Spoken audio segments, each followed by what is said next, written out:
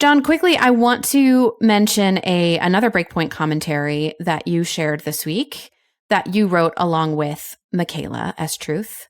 Just kind of looking at the slow marching back of the DEI initiatives, which of course is diversity, equity, and inclusion, all of these things that popped up after the protests of 2020 and the anti-racism movement, whatever. Basically, every major corporation in America, at least it felt that way, announced that they were going to have this brand new section of their, this brand new division in their corporations called DEI. And they were going to make sure that their workforce was diverse and that everybody had sensitivity training and anti-racism training, whatever that is. And now it feels like, it's been a few years and a lot of companies are not only walking that back, but doing so publicly. So, for example, you all wrote about John Deere making a public statement, so the tractor company, which you might be asking yourselves, did John Deere really come out in 2020 and say, like, we're complicit in racism and we're so sorry and we're going to do all this to stop? Yes, they did. Yes, they did, in fact.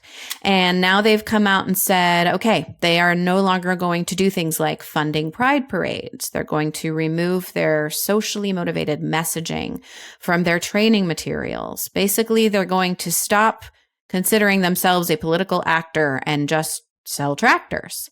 And then Tractor Supply did the same thing. One wonders if that was a bit of business competition there, accomplishing some good.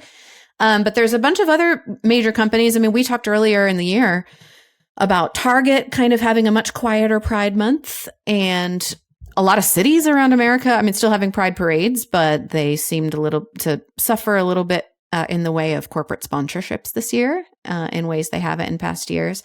So do you think this is a positive sign that people are backing off of DEI? Yeah, it's early. It's certainly early, but people are showing up. I think that's really the key point of the narrative right now, is that it's no longer a situation where it's going unchallenged.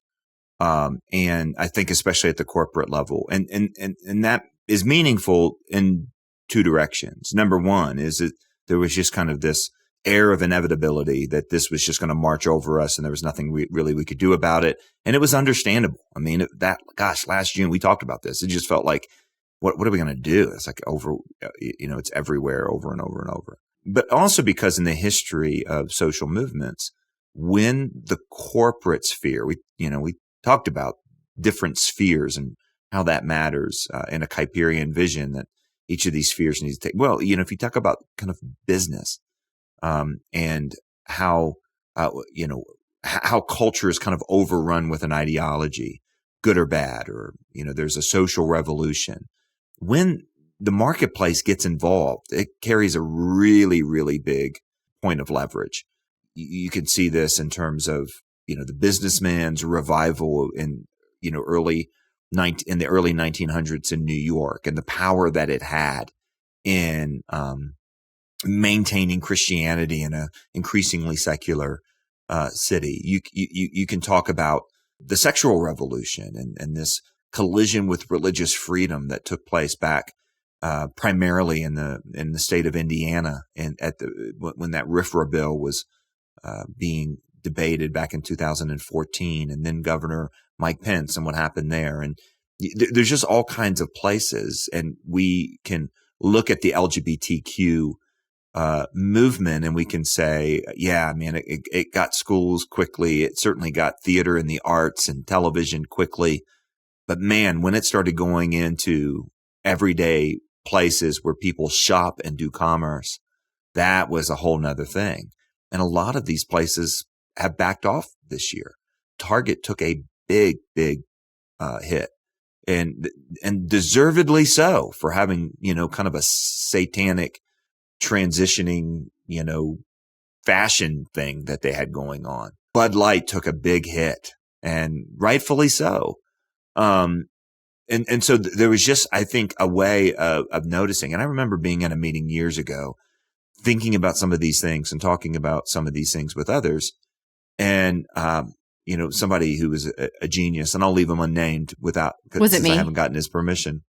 It was not you. Oh, too bad. It was somebody else who said, look, we just need to neutralize this.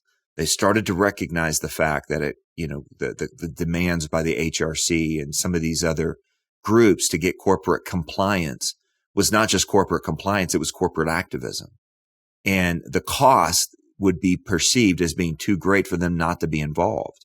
So they were going to do things like sensitivity training. They were going to do various DEI initiatives, and they were going to, want to get the HRC seal of approval, that they could advertise on their websites or on their storefronts. And he said, what we need is just somebody to bring them back to neutral. That's it. You just got to have somebody bring them back to neutral, so that if the activist calls the shareholder, the other side calls the shareholder and says, or the board member and says, you don't want to be involved in this. Okay, we're going to set it out.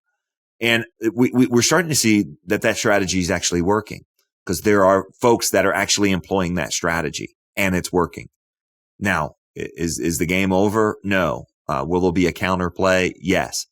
But it's if you want to know more about this, follow Robby Starbuck on X. He's the one that's reporting on this. He's been doing stuff all week on Harley-Davidson. And you kind of think about John Deere and Tractor Supply and Harley-Davidson being, really aggressive in their DEI policies. And you think, this is madness. Everybody knows off the top of their head what the demographic of these. Right. Like, what is the customer profile? A customer demographic is. Yeah. Who's shopping at Tractor Supply? Now, John Deere and Tractor Supply, I don't know. Tractor Supply really did a 180, it seems. John Deere's backpedaled pretty heavily. Harley-Davidson's under a lot of fire. And you can do this by just bringing attention to it.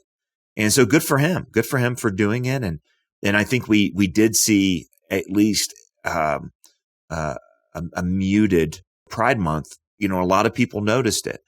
The reason we noticed it is because it wasn't in every storefront like it was last year. The parades were just as obnoxious. Particularly the aggressiveness towards children. And I don't think those of us who think this is bad for society and also bad for children in particular can shut up about this.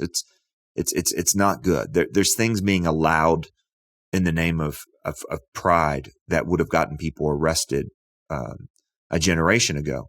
And I think we need to continue to say that out loud. There was less enthusiasm on the part of corporations. And it's because of this work that's happening. It's worth mentioning. It ain't over, but it's a great start, and there's more to be done. And I think that the other thing that we've seen on this is just a willingness to say something. Don't accept it as normal. We told the story of, again, I don't want to name names, but a handful of us dealing with just our church downtown. Small win, still frustrating, but small win. Mm-hmm. What else? What can we walk in and just refuse to participate in this or that or the other? And I think that it's not the same thing as a boycott. It's not the same thing as being obnoxious. It's not the same thing as any of that, although those things may be called for as well. But what can we do? And maybe if everybody does something, everybody does something. It's that spiral of silence thing that Chuck Colson talked about. And I think we're seeing that spiral of silence on this be broken, because there was this air of inevitability that clearly isn't the case. Mm-hmm. And that's good. Yeah.